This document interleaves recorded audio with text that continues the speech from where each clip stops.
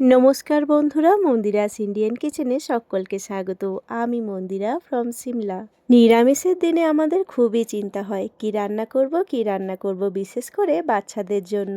বাচ্চাদের পছন্দের মতন মেনু যদি ভাতের পাতে না থাকে তাহলে কিন্তু বাচ্চারা ঠিকঠাকভাবে খায় না।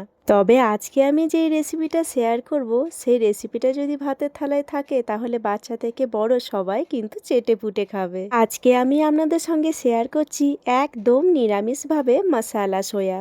তো চলুন রেসিপিটা শুরু করা যাক। মশালা সোয়া বানানোর জন্য এখানে আমি 1 বাটি মতন সয়াবিনকে গরম জলের মধ্যে ভিজিয়ে রাখলাম। এরপরে মশলাটা বানিয়ে নেব। মিক্সির মধ্যে একটা গোটা টমেটো দিয়ে দিলাম, আর দিয়ে দিলাম 5-6টা কাজু, আর 1 চামচ মতন পোস্ত। এরপরে সামান্য জল দিয়ে মশলাটাকে বানিয়ে নেব। আমি এখানে মশলাটাকে বানিয়ে নিয়েছি। এরপরে গ্যাসের ওপরে একটা কড়াই বসিয়ে দিলাম, আর কড়াইয়ের মধ্যে দিয়ে দিলাম কিছুটা পরিমাণে তেল।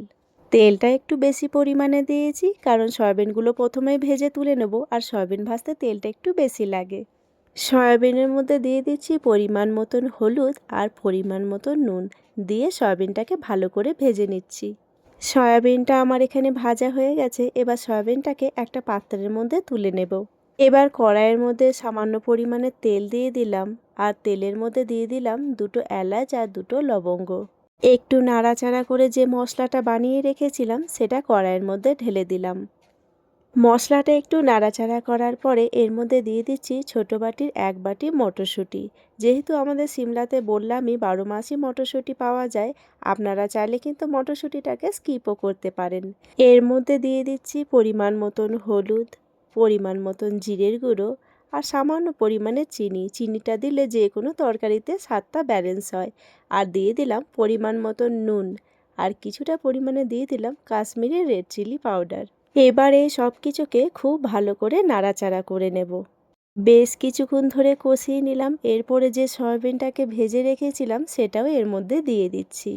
আবারও সব কিছুকে খুব ভালো করে নাড়াচাড়া করব, আর বেশ কিছুক্ষণ ধরে একটু একটু করে জল দিয়ে এটাকে কষাতে থাকব। যে কোনো সবজি যদি ভালো করে কষিয়ে রান্না করা হয় তাহলে রান্নার স্বাদটা বেশি ভালো হয়। বেশ কিছুক্ষণ ধরে কষিয়ে নেওয়ার পরে এর মধ্যে দিয়ে দিচ্ছি পরিমাণ মতন জল। যেহেতু আমি এখানে মটরশুঁটিটা কাঁচা ব্যবহার করেছি, তাই মটরশুঁটিটা সিদ্ধ করার জন্য কিছুটা পরিমাণে জল দিয়ে দিলাম। জলটা দিয়ে ভালো করে নাড়াচাড়া করে নিচ্ছি। এরপরে একটা ঢাকনা দিয়ে কিছুক্ষণের জন্য রান্না করে নেব। আমি এখানে মটরশুঁটি আর সয়াবিনটাকে 10-15 মিনিটের জন্য রান্না করে নিয়েছিলাম। এরপরে ঢাকনাটাকে খুলে দিলাম, আর এখানে মটরশুঁটিগুলো খুব সুন্দরভাবে সিদ্ধ হয়ে গেছে। এরপরে এর মধ্যে দিয়ে দিচ্ছি কিছুটা পরিমাণে ধনেপাতা কুচি, আর দিয়ে দিলাম সামান্য পরিমাণের ঘি। নিরামিষ যে কোনো সবজিতে সামান্য পরিমাণে যদি ঘি ব্যবহার করা হয় তাহলে সবজির স্বাদটা ভীষণ ভালো লাগে।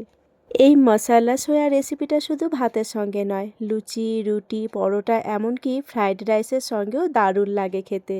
আপনারা একবার হলেও বাড়িতে ট্রাই করবেন, খেতে দারুণ লাগে। এর মধ্যে দিয়ে দিলাম 2টো কাঁচা লঙ্কা। কাঁচা লঙ্কার গন্ধটা ভীষণ ভালো লাগে, সেই কারণে দিলাম। আবারও ঢাকনা দিয়ে 5 মিনিটের জন্য রান্না করে নিলাম। আমার এখানে মশালা সোয়া পুরোপুরি রেডি হয়ে গেছে। এবার গ্যাসের ফ্লেমটাকে অফ করে দিচ্ছি।